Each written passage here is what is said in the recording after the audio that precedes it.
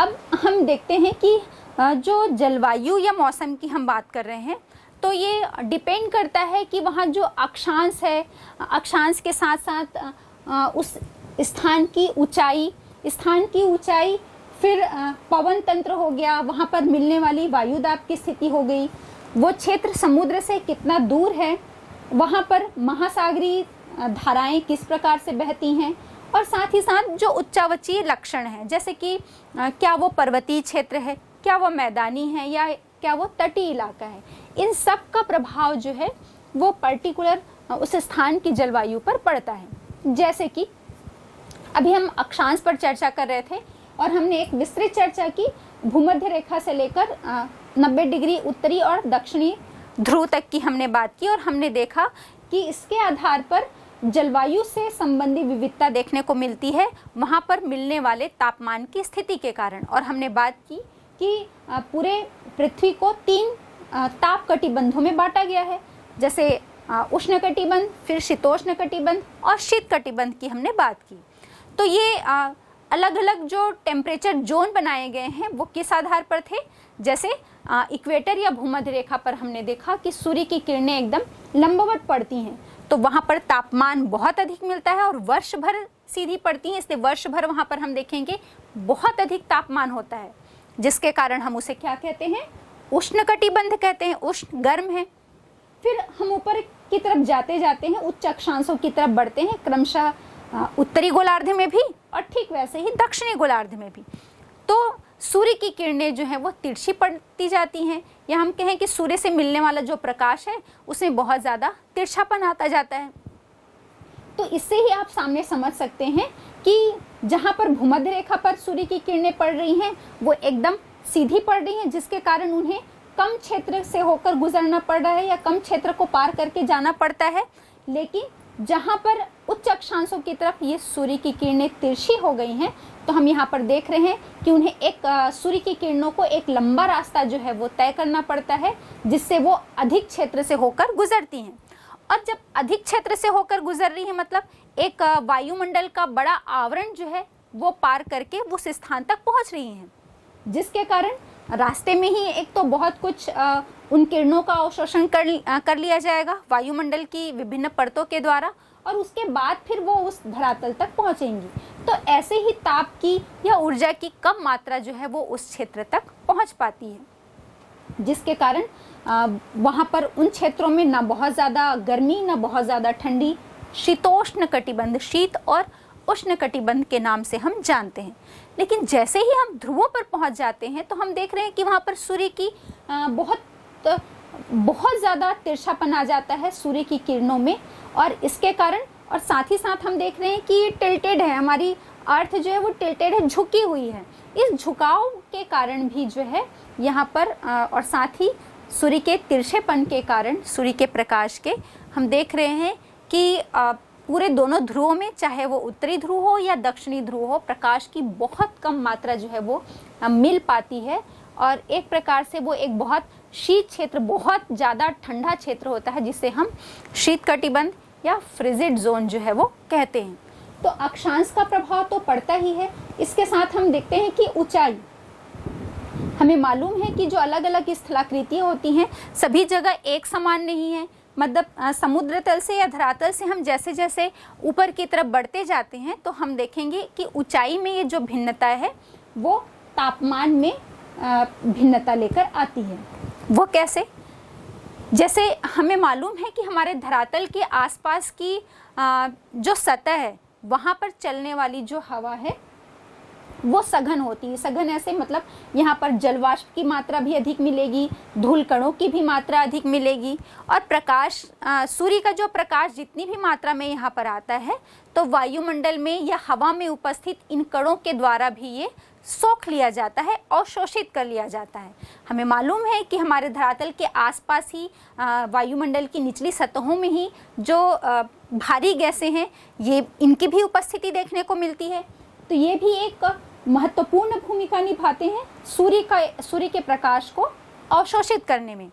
तो इसी कारण से धरातल की निचली सतहों में या कम ऊंचाई पर हम देखेंगे कि तापमान अधिक होता है, लेकिन जैसे जैसे हम ऊंचाई की तरफ बढ़ते जाते हैं तो वायुमंडल की ये सघनता कम होती जाती है। वायुमंडल की सघनता मतलब वायुमंडल में ये जो जल वाष्प की मात्रा, नमी की जो मात्रा मिलती है, इसके साथ ही साथ जो धूलकण होते हैं और हवा भी यहाँ पर जो है वो विरल होती जाती है, हल्की गैसें जो हैं वो ऊपर की तरफ मिलती हैं। तो इनके द्वारा जो है वो सूर्य के प्रकाश की कम मात्रा अवशोषित की जाएगी और जिसके कारण हम जैसे जैसे ऊंचाई की तरफ बढ़ते हैं तो तापमान में जो है वो हमें कमी देखने को मिलती है।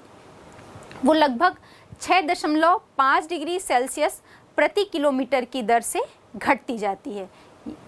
तो ये बात भी आपको ध्यान में रखनी है क्योंकि ये आपके ऑब्जेक्टिव टाइप के क्वेश्चन में या अति लघुत्तरीय प्रश्न में पूछा जा सकता है कि ऊंचाई में जाने पर तापमान किस दर से जो है वो कम होता है। तो ये हो गया। अब इसके साथ ही हम देखते हैं कि वायुदाब और पवन तंत्र। बच्चों, वायुदाब के संबंध में आपको मैं एक महत्वपूर्ण बात बताना चाहूँगी। जैसी वायुदाब की स्थिति होती है उसी आधार पर वहाँ पर पवन तंत्र मतलब पवनें जो हैं वो चलती हैं। अब वायुदाब क्या होता है? किसी स्थान पर मिलने वाली वायु की सघनता को हम क्या कह रहे हैं? वायुदाब या वायु का पड़ने वाला जो दबाव है उसे हम वायुदाब कहते हैं। जैसे कि अब इसी को थोड़ा और समझ लेते हैं कि वायुदाब के आधार पर पवन तंत्र कैसे प्रभावित होगा। तो वायुदाब जो है वो हवाओं के चलने को प्रभावित करती है। वो इसलिए कि पवनें जो हैं या हवाएं जो हैं वो हमेशा उच्च दाब से निम्न दाब की ओर चलती हैं। भाई आप अपने खुद के लिए भी ये महसूस कर सकते हैं कि जहाँ पर भी आप बहुत ज़्यादा भीड़ वाले इलाके में खड़े हैं या बैठे हैं तो आप क्या कोशिश करेंगे कि अगर थोड़ी ही दूर पे आपको बहुत कंफर्टेबल जगह जहाँ पर आप रिलैक्स होके खड़े हो पाएँ या बैठ पाएँ तो आप ये हमेशा ये कोशिश करेंगे कि उस अधिक प्रेशर वाले, अधिक भीड़ वाले इलाके से आप उस खाली जगह पे जाना पसंद करेंगे। ठीक उसी प्रकार हवाएं भी होती हैं। जहाँ पर हवाओं का दबाव बहुत अधिक हो जाता है तो हवाएं ऐसी जगह की तलाश करती हैं जहाँ पर प्रेशर कम हो, दबाव अधिक हो, सघनता कम हो। तो हवाएं जो हैं वो हमेशा हाई प्रेशर से लो प्रेशर की तरफ चलती हैं। अब ये प्रेशर में, ये दाब में जो है वो हम देखेंगे तापमान के साथ इसका संबंध तो एक विपरीत संबंध देखने को मिलता है। मतलब जहाँ पर तापमान अधिक होगा वहाँ पर दाब कम होगा और जहाँ ताप कम होगा वहाँ पर वायुदाब की स्थिति अधिक मिलेगी। वो क्यों कि जहाँ पर भी तापमान अधिक होता है तो हवा जो है वो गर्म हो जाती है, गर्म होकर हल्की होकर ऊपर की तरफ उठती है जिससे वहाँ पर उस स्थान में हवा का प्रेशर कम हो जाता है और ठंडी हवा जो है या हम कहें कि ठंडे स्थानों वाले में हवा भी उस स्थान की ठंडी हो जाएगी और ठंडी चीज़ जो है वो भारी होती है। भारी होकर ये नीचे की तरफ इसमें बैठने की प्रवृत्ति होती है। तो उस स्थान पे जहाँ पर हवाएं नीचे की तरफ उतरेंगी प्रेशर जो है वो जो अधिक हो जाता है। तो ताप और दाब में हमें विपरीत संबंध देखने को मिलता है। उच्च ताप निम्न दाब और निम्न ताप उच्च दाब। और हवाओं की प्रवृत्ति भी आपको ध्यान में रखनी होगी कि हवाएं जो हैं वो हमेशा उच्च दाब से निम्न दाब की तरफ चलती हैं। इसे हम और आगे पढ़ेंगे जब हम भारत का मानसून विषय पर चर्चा करेंगे। अब इसके साथ ही हम देखते हैं समुद्र से दूरी। समुद्र से दूरी भी जो तापमान या वर्षा इन चीज़ों को प्रभावित करती है। वो कैसे? जैसे तटीय क्षेत्र जो होते हैं वहाँ पर तापमान में बहुत ज़्यादा वेरिएशन हमें देखने को नहीं मिलता, लेकिन जैसे जैसे हम महाद्वीप के आंतरिक भागों में जब हम जाएंगे तो हमें इसमें तापमान में वेरिएशन, चाहे वो दैनिक तापमान की हम बात करें या ऋतुओं के अनुसार तापमान में जो परिवर्तन होता है उनकी बात करें, इसमें बहुत ज़्यादा वेरिएशन देखने को मिलता है। वो कैसे? जैसे गर्मी में बहुत ज़्यादा गर्मी पड़ेगी और ठंड में बहुत ज़्यादा ठंडी, लेकिन तटीय क्षेत्रों में हम देखेंगे तो ये अंतर हमें बहुत कम देखने को मिलता है। और कारण क्या है कि जो स्थल भाग से घिरे क्षेत्र हैं उसमें तापमान में बहुत वेरिएशन और तटीय क्षेत्रों में हमें ये वेरिएशन बहुत कम देखने को मिलता है। कारण ये है कि जो तटीय क्षेत्र होते हैं या जलीय क्षेत्र जो होते हैं वहाँ पर उन जलीय क्षेत्रों में सूर्य का प्रकाश बहुत अधिक गहराई तक प्रवेश करता है। लेकिन जो हम स्थल भाग देखेंगे तो धरातली क्षेत्रों में या चट्टानी क्षेत्रों वाले हिस्से में उसका ऊपरी हिस्सा या धरातल का ऊपरी हिस्सा ही जो है वो सूर्य का प्रकाश, वो सूर्य के प्रकाश को अवशोषित करते हैं। बहुत अधिक गहराई तक जो है वहाँ पर सूर्य का प्रकाश प्रवेश नहीं करता। तो जो चीज़ गहराई तक प्रवेश कर रही है तो उसे वापस उसमें से विकिरण होने में भी समय लगेगा। तो इसी कारण से जो तटीय क्षेत्र या जलीय क्षेत्र की हम बात कर रहे हैं, महासागर या सागरों की स्थिति की हम बात करेंगे, तो हम ये देखेंगे कि ये धीरे धीरे गर्म होते हैं और धीरे धीरे ही ठंडे होते हैं। इसमें तापमान जो है वो बहुत ज़्यादा या बहुत कम नहीं हो पाता, क्योंकि जब तक ये धीरे धीरे गर्म हो रहे हैं तब तक सूर्य की स्थिति जो है वो बदल जाती है।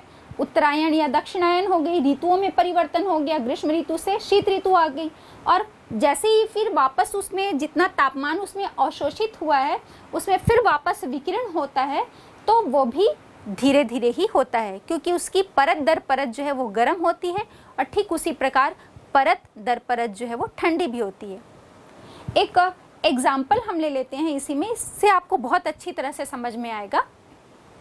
जैसे कि एक आप पानी गर्म कर रहे हैं या आप दूध गर्म करते हैं। मान लो आप पानी गर्म कर रहे हैं किसी पतीले में और आपको लगेगा कि वो पानी जो है वो बहुत ज़्यादा गर्म हो गया, तो आप उसे क्या करते हैं, थोड़ा ठंडा होने के लिए रखते हैं। थोड़ा ठंडा होने के लिए आप किसी ठंडे पानी से भरे पतीले में आप वो एक गिलास जो बहुत ज़्यादा गर्म हो गया पानी उसको आप रखते हैं, और आप क्या महसूस करेंगे, आप जब ऊपर से उसको छूते हैं उस पानी को और आपको लगता है कि ये गुनगुना हो गया आपके पीने के लायक, और जब आप उसे पीते हैं तो आखिरी की जो 3 से 4 घूंट है, ऊपर का जो पानी पीते हैं आप पूरा ग्लास का, तो आपको लगेगा कि ये गुनगुना है, लेकिन जो आखिरी की 3 से 4 घूंट है जब आप उसे पीते हैं तो आपको लगता है कि वो एकदम ठंडा हो गया। तो मतलब क्या हुआ, जब आपने उसे ठंडा करने के लिए रखा तो उसकी निचली सतह से पहले विकिरण हुआ, तापमान जो है वो ऊपर गया, फिर परत दर परत जो है वो क्रमशः ठंडी हो रही है, इसीलिए उसकी जो ऊपरी सतह है उस ग्लास के पानी की वो बहुत ठंडी नहीं हो पाती, वो तब तक गुनगुनी ही है, लेकिन उस ग्लास की जो निचली सतह का पानी है वो बहुत ठंडा हो जाता है या उसका तापमान उससे बहुत ज़्यादा नीचे गिर जाता है। तो हम यही देख रहे हैं कि जल में सूर्य का प्रकाश गहराई तक प्रवेश करता है, इसी कारण उससे गर्म होने में भी समय लगता है, वो धीरे धीरे गर्म होता है, क्योंकि पहले ऊपरी सतह फिर निचली सतह फिर निचली सतह, और ठीक उसी प्रकार ठंडा होने में भी उसे उतना ही समय लगता है।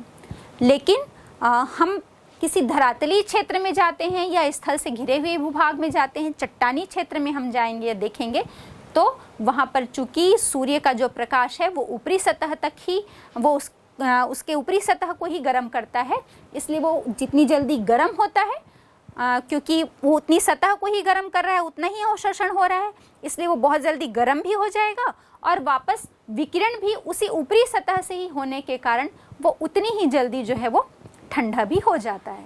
तो यही कारण है कि जब हम समुद्र से दूरी जो है वो उस स्थान की उसके तापमान को प्रभावित करती है और तापमान जो है वो जलवायु को प्रभावित करती है।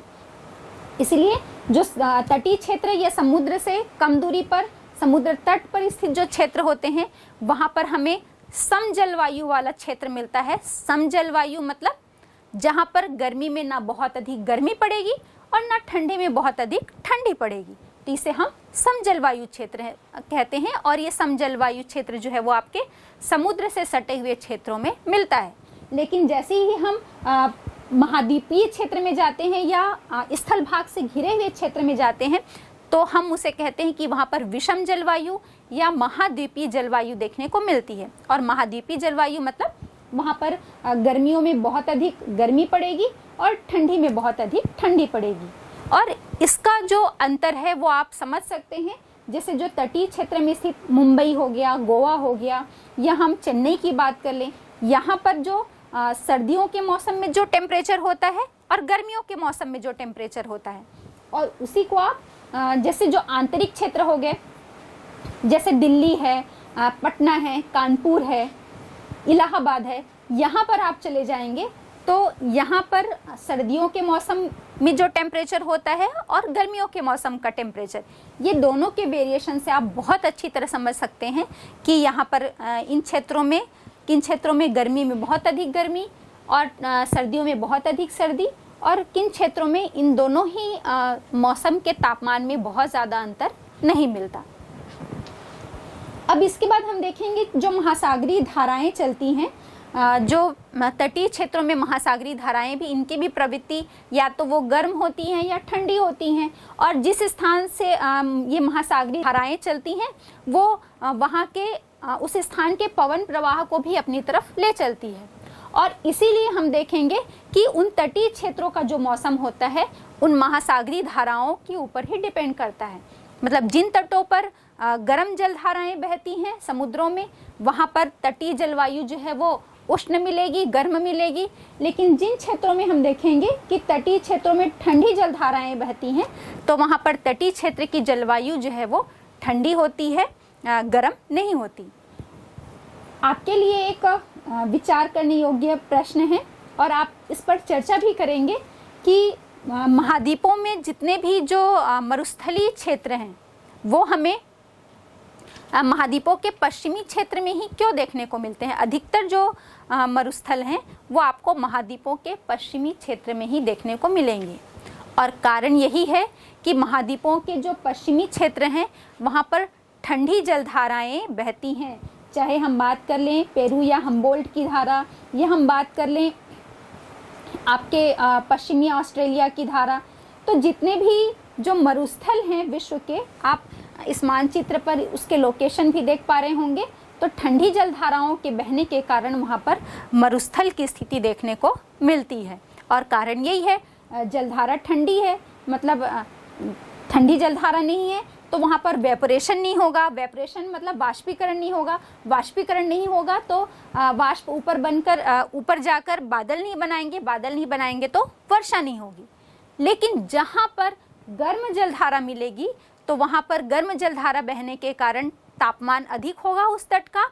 अधिक तापमान, इसके कारण वाष्पीकरण, अधिक वाष्पीकरण, वाष्पीकरण के बाद फिर क्लाउड फॉर्मेशन मतलब बादलों का निर्माण होगा, और वो क्लाउड फॉर्मेशन या बादलों के निर्माण के बाद फिर वहाँ पर उन तटीय क्षेत्रों में हमें वर्षा जो है वो प्राप्त होगी। लेकिन जहाँ पर तापमान ही बहुत कम है तो वहाँ पर वेपरेशन वाली तो बात होगी ही नहीं, जिससे बारिश भी नहीं होगी। और इसीलिए हम देखते हैं कि अधिकतर जो महाद्वीपों के पश्चिमी क्षेत्र हैं वहाँ पर हमें मरुस्थल जो है वो देखने को मिलते हैं, क्योंकि वहाँ पर जो चलने वाली महासागरीय धाराएं हैं वो ठंडी धाराएं हैं। इसके साथ ही साथ उच्चावच लक्षण, उच्चावच लक्षण मतलब जो हमने स्थलाकृति की बात की थी ना, कि कहीं पर पर्वत मिल रहे हैं, कहीं मैदान है, कहीं पठार है और कहीं तटीय क्षेत्र हैं। तो तटीय क्षेत्र में अगर गर्म जलधारा बहेगी तो क्या होगा कि वो पूरा वाष्प पर लेकर चलेगी, ऊपर आर्द्रता को लेकर अपने साथ ऊपर उठेगी, वाष्पीकरण होगा और वर्षा करेगी। इसके साथ ही साथ हम देखेंगे कि जो पर्वतीय क्षेत्र होते हैं वो जो चलने वाली वाष्प भरी हवाएं हैं उनके रास्ते में बाधा के रूप में काम करते हैं और उन पवनों को रोककर वहाँ पर भरपूर वर्षा कराते हैं। लेकिन अगर हम पर्वतीय क्षेत्र में ही दो उसके भाग होते हैं, पहला पवनाभिमुख ढाल, पवन अभिमुख ढाल मतलब जो हवा के सामने वाला ढाल है उसे हम पवन अभिमुख ढाल कहते हैं, और जो क्षेत्र जो ढाल उसके पीछे तरफ पड़ता है उसे हम पवन विमुख ढाल कहते हैं। इस मानचित्र से आप इस पिक्चर से बहुत अच्छी तरह समझ पा रहे होंगे कि पर्वत का कौन सा ढाल जो है वो पवनाभिमुख ढाल होता है और कौन सा ढाल जो है वो पवन विमुख ढाल होता है, कौन सा सामने वाला और कौन सा पीछे वाला। तो जो पर्वतीय क्षेत्र पवन अभिमुख ढाल के रास्ते में पड़ते हैं, जो क्षेत्र वो बहुत अधिक वर्षा प्राप्त करते हैं। जैसे कि हमारे भारत का ही हम उदाहरण ले लेते हैं। जैसे अरब सागर से या हिंद महासागर की जो शाखा, अरब सागरी शाखा ऊपर की तरफ उठती है, वो पश्चिमी घाट के सहारे पश्चिमी घाट का जो पर्वतीय हिस्सा उसके रास्ते में बाधा रोककर वर्षा कराने का काम करता है। मतलब इस ढाल के सहारे ये पर्वतीय क्षेत्र इतने ऊपर होते हैं कि ये हवाओं को उतना ऊपर उठाते हैं, संघनन होता है, संघनन के बाद फिर बारिश होती है। तो जितनी वर्षा जो है वायु में उपस्थित जितनी आर्द्रता या नमी है, इसको ये हवाएं इस पवनाभिमुख ढाल में ही निकाल देती हैं और अधिकतम वर्षा जो है वो इस पवनाभिमुख ढाल में हो जाता है। फिर जैसे ही ये पवनें या हवाएं उस ढाल के विपरीत ढाल की तरफ उतरती हैं, जिसे हम पवन विमुख ढाल कहते हैं, तो इनमें नमी या आर्द्रता की मात्रा बहुत कम बचती है।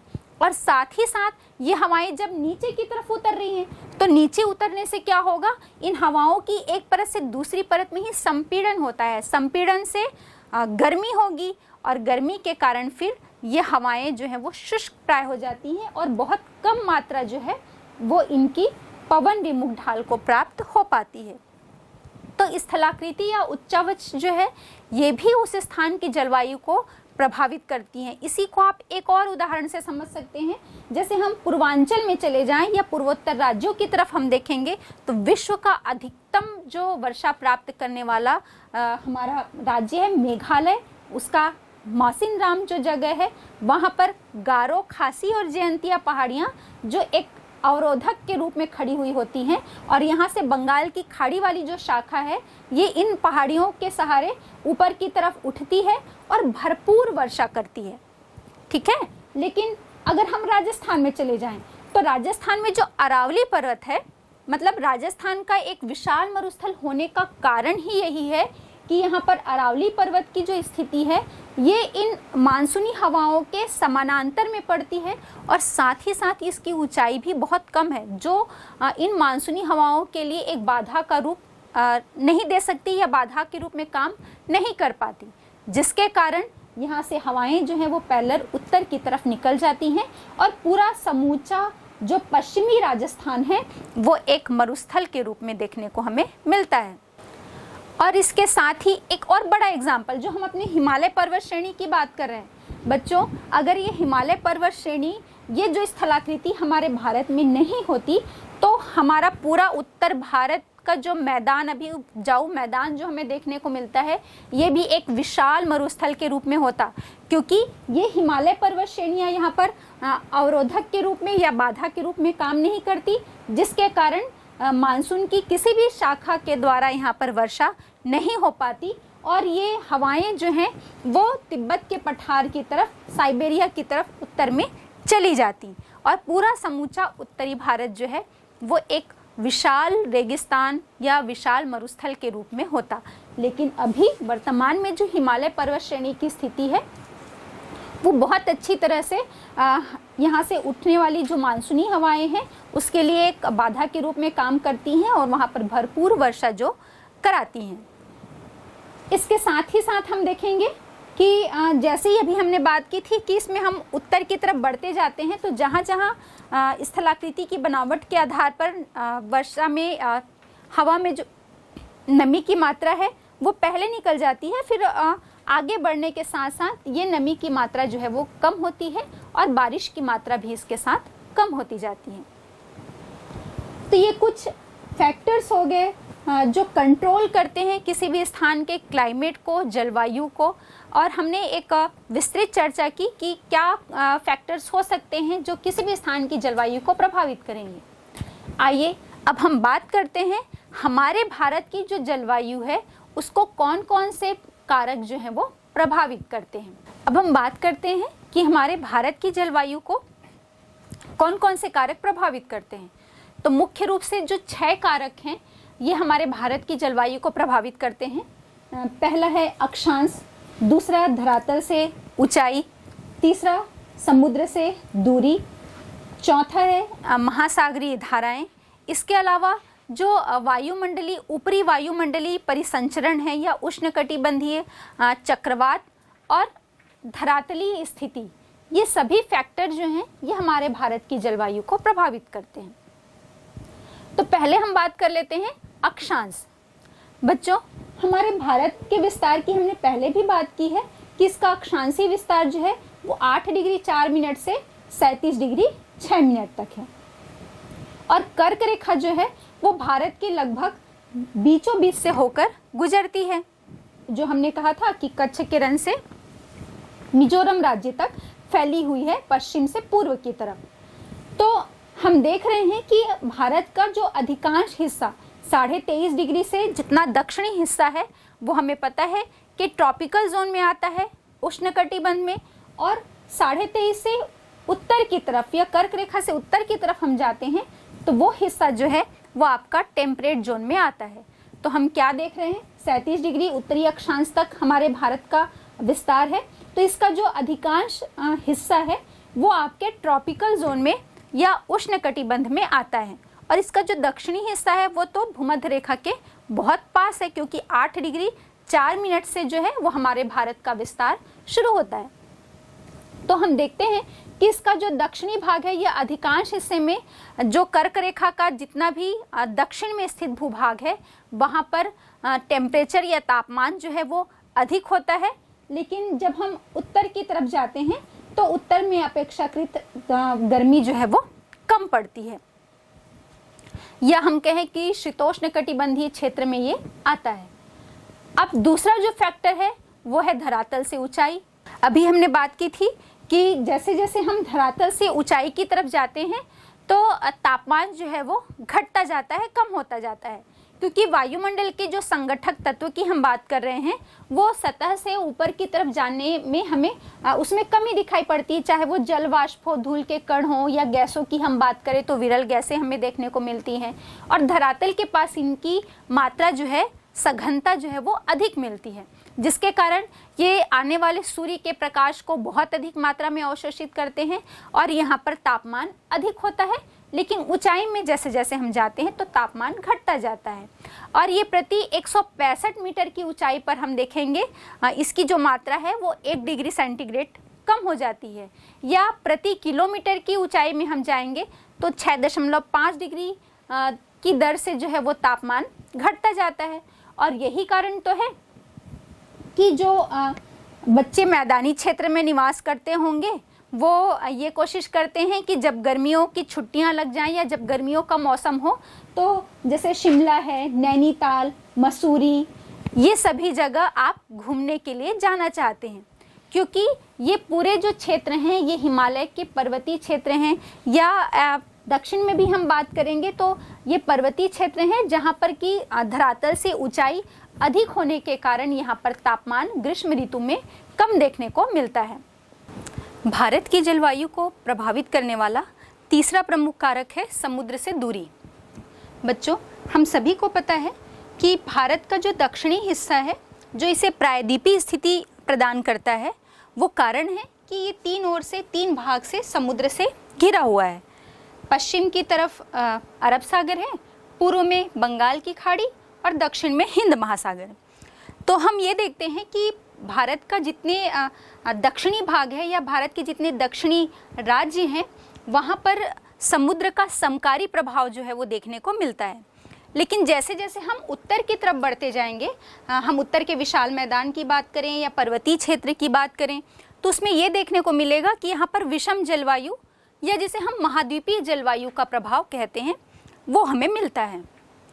तो समजलवायु मतलब वहाँ ग्रीष्म ऋतु में ना बहुत अधिक गर्मी पड़ेगी, ना शीत ऋतु में बहुत अधिक ठंड पड़ेगी, और दैनिक तापांतर भी हम देखेंगे कि बहुत कम देखने को मिलता है। मतलब दिन का अधिकतम तापमान और रात का न्यूनतम तापमान जो है, तो ये दोनों में ही अंतर जो है वो बहुत मिनिमम होता है, बहुत कम होता है। और कारण यही है कि हम इस बात पर पहले भी चर्चा कर चुके हैं कि जलीय हिस्सा जो होता है, जल भाग जो है, जल और स्थल की प्रवृत्ति में अंतर होता है।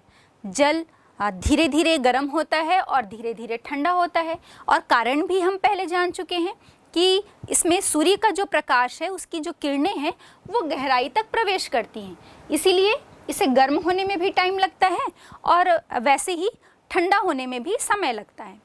लेकिन जो धरातली हिस्से होते हैं या भूमि का जो हिस्सा होता है, वहाँ पर सूर्य का प्रकाश जो है वो ऊपरी धरातली सतह तक ही पहुँचता है या उसको ही गर्म करता है, इसलिए वो बहुत तेज़ी से गर्म हो जाता है और बहुत उतनी ही शीघ्रता से ठंडा भी हो जाता है। इसको एक एग्जाम्पल से आप समझ सकते हैं। यदि आप अपने छत पर चले जाएं गर्मियों के मौसम में, मतलब मई, अप्रैल या मई के महीने में यदि आप अपने घर की छत पर चले जाते हैं और वहाँ पर एक खाली ज़मीन है और एक ऐसा स्पेस है जहाँ पर थोड़ा सा पानी भरा होगा, तो उस ज़मीन वाले हिस्से में खाली फर्श वाली जो छत है, वो जो हिस्सा है, अगर वहाँ पर आप पैर रखते हैं तो आप कुछ सेकंड के लिए भी खड़े होना थोड़ा सा मुश्किल हो जाएगा, क्योंकि वो बहुत तेज़ गर्म होगा। लेकिन यदि आप वहीं जो थोड़ा बहुत हिस्सा जहाँ पर हमने पानी भर कर रखा है, उस हिस्से में यदि आप खड़े हो जाते हैं तो आप कुछ मिनटों तक भी खड़े रह सकते हैं, क्योंकि दोनों के तापमान में अंतर होगा। तो कारण यही है कि जल जो है वो धीरे धीरे गर्म होता है और धीरे धीरे ठंडा होता है। इसलिए वहाँ पर जितने भी क्षेत्र होते हैं, वहाँ पर जो राज्य होंगे, जो क्षेत्र प्रदेश होंगे, वहाँ पर हमें सम जलवायु वाला क्षेत्र मिलता है। मतलब ना वहाँ पर ग्रीष्म ऋतु में बहुत अधिक गर्मी पड़ेगी, ना ठंड के मौसम में बहुत अधिक सर्दी पड़ेगी। लगभग हम कहें कि 20 से 25 डिग्री सेंटीग्रेड या 22 से 25 डिग्री सेंटीग्रेड के आसपास ही वहाँ पर तापमान जो है वो बना रहता है। लेकिन वहीं यदि हम मैदानी इलाकों में चले जाएं, जैसे पंजाब है, हरियाणा है, दिल्ली है, कानपुर है, राजस्थान का कोई क्षेत्र है, यदि हम इन क्षेत्रों में चले जाते हैं तो हम क्या देखेंगे, गर्मियों में बहुत तेज़ गर्मी पड़ती है, लू से बहुत लोग मर जाते हैं। और वहीं हम ठंड की स्थिति देखेंगे, शीत ऋतु की जो स्थिति है वो देखेंगे, तो वहाँ पर शीत लहरों के चलने के कारण भी बहुत लोगों की मृत्यु हो जाती है। तो हम ये देखते हैं कि हमारे भारत में समुद्र की दूरी जो है वो प्रभावित करने वाला एक बहुत बड़ा फैक्टर है।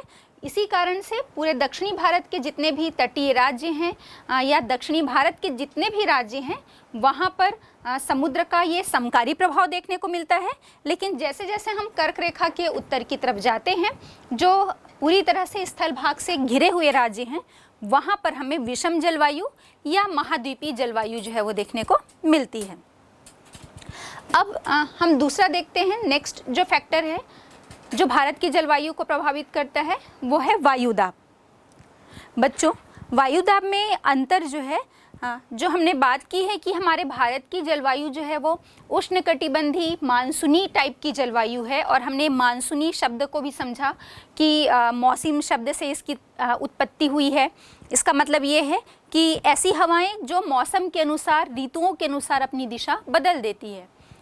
तो इस बात को भी हमने पहले चर्चा की कि हवाओं की प्रवृत्ति होती है कि वो हमेशा उच्च दाब से निम्न दाब की तरफ चलती हैं, जिसमें यही फैक्टर काम करता है। जो हमने देखा ना, जो पॉइंट्स हम पढ़ रहे हैं वो सभी पॉइंट्स को आपको एक दूसरे से कोरिलेट करते चलना है। अभी हमने क्या देखा था समुद्र से दूरी में, इसका भारत का जो दक्षिणी भाग है वो वहाँ पर समुद्र का समकारी प्रभाव है, वहाँ पर बहुत ज़्यादा टेम्परेचर नहीं होने पाता। और यदि हम उन महासागरीय स्थलों पर चले जाएं या महासागरीय क्षेत्रों में चले जाएं तो हम वहाँ पर क्या देखेंगे कि वहाँ पर और ज़्यादा जो है टेम्परेचर ना बहुत अधिक होगा ना बहुत कम होगा। लेकिन यदि हम अपने भारत के उत्तरी भूखंड वाले इलाके में चले जाएं तो इसमें हमें तापमान में बहुत विषमता देखने को मिलेगी। तो हम क्या देखेंगे, ग्रीष्म ऋतु जब होगा, गर्मी का मौसम जब होगा, तो भारत का जो उत्तरी इलाका है वहाँ पर पूरे स्थलीय भाग में हम क्या देखेंगे, टेम्परेचर जो है वो बहुत ज़्यादा हो जाएगा। और हमने ये भी पढ़ा है कि ताप और दाब में विपरीत संबंध होता है। जब तापमान उच्च होगा, अधिक होगा, तो वायु दाब की स्थिति निम्न होगी। वो क्यों होगी? क्योंकि जहाँ पर टेम्परेचर अधिक होगा, तापमान अधिक होने से वहाँ की हवा भी गर्म हो जाएगी। गर्म हवा फैलती है और फैलकर ऊपर की तरफ उठती है। तो जब वहाँ से हवा ऊपर की तरफ उड़ जाएगी तो वो स्थान जो है वो रिक्त हो जाएगा, वहाँ पर हवा की स्थिति जो है वो विरल हो जाएगी।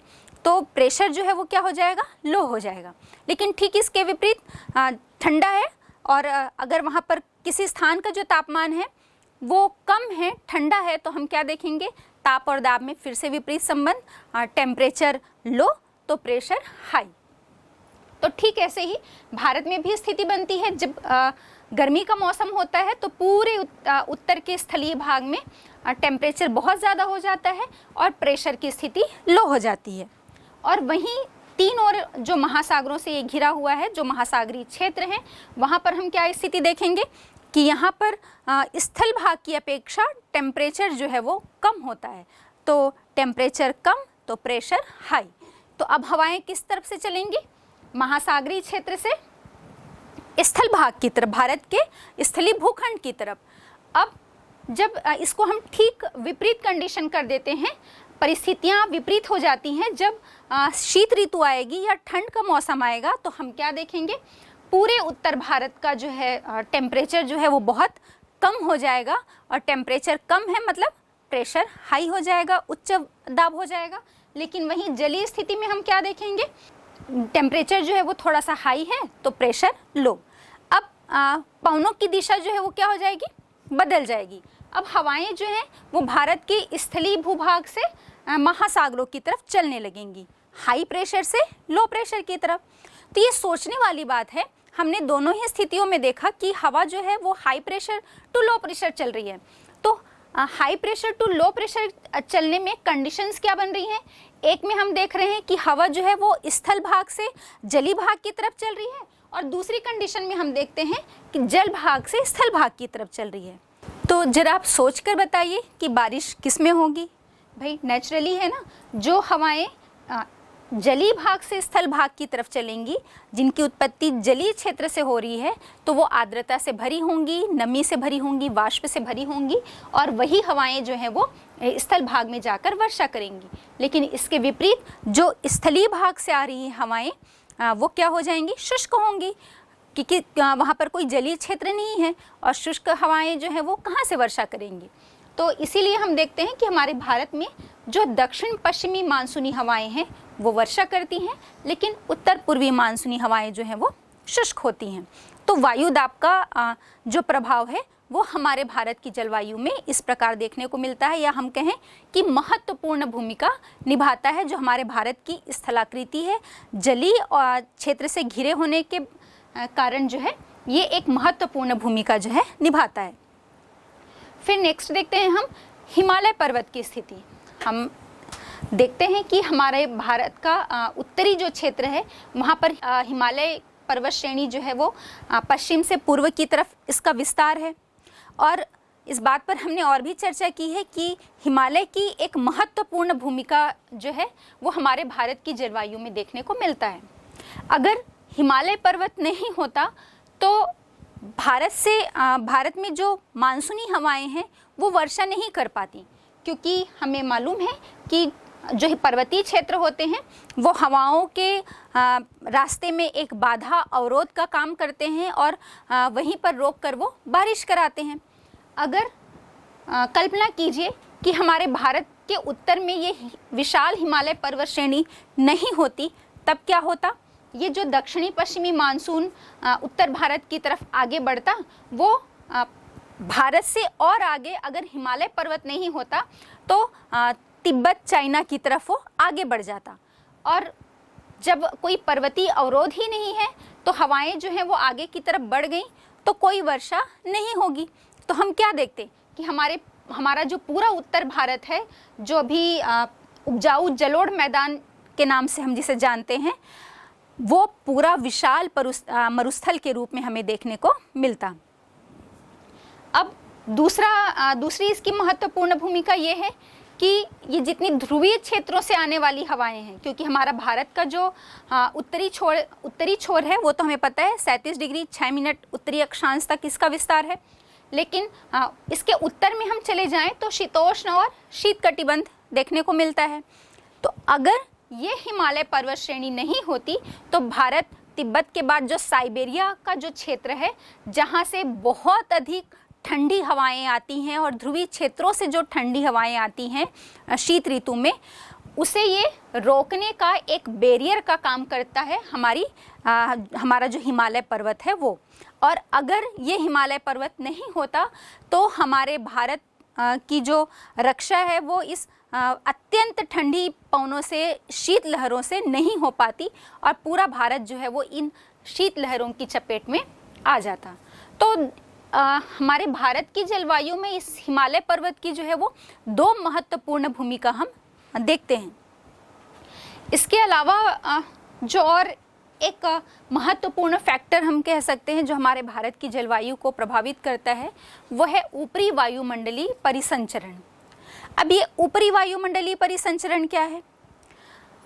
जेट प्रवाह, इसके अंतर्गत जो हम देखेंगे जेट धाराएं या जेट हवाएं, इसके साथ ही पश्चिमी विक्षोभ की हम बात करेंगे। ये कुछ फैक्टर्स हैं, इसको जब हम मानसून पढ़ेंगे तो इसको और डिटेल से पढ़ेंगे, लेकिन थोड़ा सा इसका परिचय मैं आपको दे देती हूँ कि धरातल से हम ऊपर की तरफ जाते हैं तो वायुमंडल है, और वायुमंडल में भी हमको अलग अलग परतें मिलती हैं, जिसमें सबसे निचली परत जो है वो क्षोभ मंडल है। अब हवाएं जो धरातल से ऊपर की तरफ उठती हैं, फॉर एग्जाम्पल यदि हम विषुवत रेखा की बात करें तो इस विषुवत रेखा में हम देखते हैं कि सूर्य की किरणें जो हैं वो वर्ष भर लंबवत पड़ती हैं। अब ये लंबवत किरणें जो हैं, यहाँ पर तापमान बहुत अधिक होने के कारण हवाएं गर्म होकर इस क्षेत्र से ऊपर की तरफ उठती हैं। अब ये ऊपर उठी हुई हवाएं कहाँ तक जाती हैं? आपके क्षोभ मंडल तक, मतलब लगभग 10 से 12 किलोमीटर की ऊंचाई तक ये ऊपर उठती हैं। अब इसके बाद ये ऊपर क्यों नहीं उठती? क्योंकि इस स्तर तक पहुंचने के बाद हवाएं जो हैं वो पूरी तरह से ठंडी हो जाती हैं और वो ऊपर की तरफ नहीं चढ़ पाती। ठंडी हवाएं जो हैं उनमें ऊपर चढ़ने की प्रवृत्ति हमें देखने को नहीं मिलती। जो गर्म हवाएं होती हैं हल्की होकर ऊपर की तरफ उठती हैं, लेकिन ठंडी हवाएं भारी हो जाती हैं, फिर उसमें जो है नीचे बैठने की प्रवृत्ति हमें देखने को मिलती है। तो यहाँ से ऊपर उठी हवाएं लगभग क्षोभ मंडल की निचली सतह 10 से 12 किलोमीटर तक ऊपर की तरफ उठती हैं। उसके बाद ये ठंडी होती हैं और ठंडी होकर ये उत्तरी गोलार्ध में अपने दाएं मुड़कर और दक्षिणी गोलार्ध में अपने बाएं मुड़कर उपोष्ण उच्च दाब की पेटी के पास नीचे की तरफ उतरती हैं। अब अभी मैंने कहा कि उत्तरी गोलार्ध में ये हवाएं अपने दाएं और दक्षिणी गोलार्ध में अपने बाएं मुड़ जाती हैं, तो ये क्यों? इसके पीछे एक कारण है जिसे हम फेरेल्स लॉ कहते हैं, या एक बल फोर्स काम करता है जिसे हम कोरियालिस फोर्स कहते हैं, और इस बल का पता जो है वो फेरेल्स महोदय ने लगाया, इसलिए इसे फेरेल्स लॉ भी कहते हैं, फेरेल का नियम कहते हैं। उनके अनुसार ये है कि पृथ्वी पर जो भी मतलब ये जो बल है, ये फोर्स जो है वो हर गतिशील वस्तु पर काम करता है। और हम ये देखते हैं कि कोई हवा जो अपने स्थान से ऊपर की तरफ उठती है, वो जब उत्तरी गोलार्ध में आगे की तरफ बढ़ती है और जिस स्थान पर उसे जाना होता है वो स्थान से विक्षेपित हो जाती है, चाहे वो उत्तरी गोलार्ध में हो या फिर वो दक्षिणी गोलार्ध में हो। और ऐसा किस लिए होता है? ये पृथ्वी की अक्षीय गति के कारण होता है। हमें पता है भूमध्य रेखा पर, और क्रमशः जब हम ऊपर की तरफ जाते हैं, उत्तरी और दक्षिणी अक्षांशों की तरफ जाते हैं, उच्च अक्षांशों में, तो इनकी गति में जो है वो अंतर देखने को मिलता है। तो पृथ्वी की इसी अक्षीय गति के कारण हम देखते हैं ये बल उत्पन्न होता है और हवाओं को जिस स्थान पर पहुंचना होता है उससे वो थोड़ा विक्षेपित हो जाती हैं दोनों ही गोलार्धों में, और इस कारण से उत्तरी गोलार्ध में हवाएं अपनी दाईं तरफ और दक्षिणी गोलार्ध में अपने बाईं तरफ। अब आप कह रहे होंगे दायां और बायां तो हमारे आमने सामने खड़े होने से जो है वो उसका डायरेक्शन चेंज हो जाता है। तो इसे आप ऐसे समझिए, जिस तरफ से हवा आ रही है यदि आप उस तरफ पीठ करके खड़े हो जाएं, जिस दिशा से हवा की उत्पत्ति हो रही है, हवा की ओरिजिन हो रही है, उस डायरेक्शन में यदि आप पीठ करके खड़े होते हैं, अपनी पीठ दिखाते हैं उस हवा को, तो आप देखेंगे उस डायरेक्शन में हवा उत्तरी गोलार्ध में अपने दाएं और दक्षिणी गोलार्ध में अपने बाएं दिशा में मुड़ जाती है। और इसे आप इस पिक्चर के माध्यम से बहुत अच्छी तरह से समझ पा रहे होंगे। तो यही कारण होता है कि ये ऊपर उठी हुई हवाएं जो हैं, अब ये सरफेस की बात नहीं हो गई। जब ये हवाएं क्षोभ मंडल की सीमा पर आती हैं तो हम कह रहे हैं कि ऊपरी वायुमंडल परिसंचरण हो रहा है। जब ये निचले इसमें बहेंगी, निचली सरफेस पे बहेंगी, तो ये धरातली पवनें हो जाएंगी। लेकिन जब ये वायुमंडल की ऊपरी सतह पर फ्लो कर रही है तो ये ऊपरी वायुमंडलीय परिसंचरण हो गया। अब यहाँ पर आप देखिए कि जो हवा उत्तरी गोलार्ध में अपने दाएं और दक्षिणी गोलार्ध में अपने बाएं मुड़ी है, ये अब उपोष्ण उच्च दाब की पेटी के पास नीचे की तरफ उतरती हैं। ऐसा नहीं है कि वहाँ पर से हवाएं जो हैं वहाँ पर भी लगभग सीधी पड़ रही हैं, उस अक्षांश पर भी सूर्य की किरणें। और ऐसा नहीं है कि वहाँ पर से हवाएं जो हैं वो ऊपर की तरफ नहीं उठती, हवाएं वहाँ से भी ऊपर उठती हैं, लेकिन ये नीचे की तरफ जो बैठती हवाएं हैं वो फोर्स के साथ उन्हें नीचे दबा देती हैं और ऊपर उठने नहीं देती। अब चूंकि इस उपोष्ण उच्च दाब की पेटी पर हवाएं जो हैं वो लगातार नीचे उतर रही हैं, वो हवाएं जो भूमध्य रेखीय न्यून दाब की पेटी से ऊपर की तरफ उठी हुई हैं, तो ये जब नीचे की तरफ बैठती हैं तो हवाएं जो हैं वो एक जगह लगातार उतर रही हैं, तो नेचुरली है कि वहाँ पर हवा का जो दबाव है, हवा का जो प्रेशर है वो बहुत ज़्यादा होगा। तो अब यहाँ पर प्रेशर हाई हो गया और चूंकि इक्वेटर से या भूमध्य रेखा से हवाएं ऊपर की तरफ उठी हैं तो वहाँ पर लो प्रेशर बन रहा है, कारण टेम्परेचर भी अधिक है। तो अब क्या होता है कि ये उपोष्ण उच्च दाब से भूमध्य रेखीय न्यून दाब की तरफ की पेटी की तरफ जो है हवाएं चलने लगती हैं, इस उच्च दाब से निम्न दाब की तरफ, और इसे ही हम कहते हैं व्यापारिक पूर्वा पवने या स्टर्लीज या पूर्वा पवनों के नाम से भी जाना जाता है। स्टर्लीज या पूर्वा क्यों कह रहे हैं हम? ईस्ट की तरफ से आने वाली हवाएं स्टर्लीज या पूर्व दिशा से आने वाली हवाएं जो हैं वो पूर्वा पवने। इसके पहले बच्चों मैं आपको बता दूं, आपको दिशाओं का ज्ञान बहुत अच्छे से होना चाहिए। आप यहाँ पर देखिए, उत्तर की तरफ ऊपर जो है उत्तर हो गया, नीचे दक्षिण, आपके दाएं हाथ की तरफ पूर्व हो गया, बाएं हाथ की तरफ पश्चिम हो गया। अब इस 4 मुख्य दिशाओं के अलावा 4 अन्य दिशाएं भी होती हैं। जो उत्तर से पूर्व के बीच में हम जाएं तो उत्तर पूर्व, पूर्व से दक्षिण के बीच में आते हैं तो दक्षिण पूर्व, फिर दक्षिण से पश्चिम के बीच में आए तो दक्षिण पश्चिम, और पश्चिम से उत्तर के बीच में हम जाएं तो वो डायरेक्शन या दिशा जो है वो उत्तर पश्चिम कहलाती है। तो अभी मैं कह रही हूँ कि उत्तर पूर्वी पवने उत्तरी गोलार्ध में और दक्षिणी गोलार्ध में दक्षिण पूर्वी पवने या स्टर्लीज या पूर्वा पवने, ये सब एक ही नाम है। तो वो नाम इसलिए जिस दिशा से हवाओं की उत्पत्ति होती है उस दिशा के नाम के आधार पर ही उसका नामकरण जो है वो कर दिया जाता है। तो यहाँ पर हम देख रहे हैं कि उपोष्ण उच्च दाब में उत्तरी गोलार्ध में ये हवाएं जो हैं वो उत्तर पूर्व की तरफ से आ रही हैं और दक्षिणी गोलार्ध में ये दक्षिण पूर्व की तरफ से उत्तर पश्चिम जा रही हैं और उत्तरी गोलार्ध में उत्तर पूर्व से दक्षिण पश्चिम जा रही हैं। तो क्या देख रहे हैं हम यहाँ पर? जिस दिशा से उस हवा की ओरिजिन हो रही है, उत्पत्ति हो रही है, उसी आधार पर हमने उस हवा का नामकरण कर दिया है। तो ये हमने देखा कि भाई ये ऊपरी वायुमंडलीय परिसंचरण जो है ये भी इसका भी बहुत अधिक जो है वो प्रभाव देखने को मिलता है भारत की जलवायु में।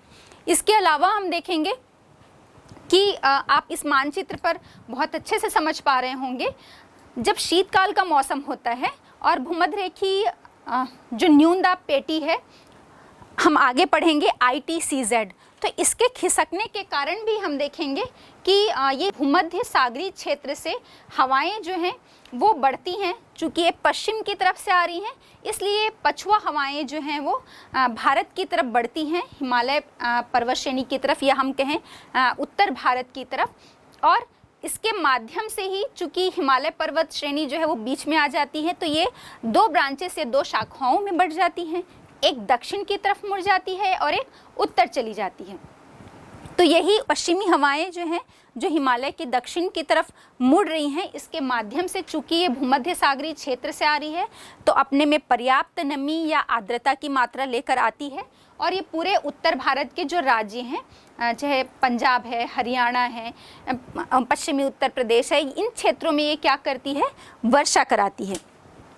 तो इसका भी प्रभाव जो है वो हमारे भारत की जलवायु में देखने को मिलता है।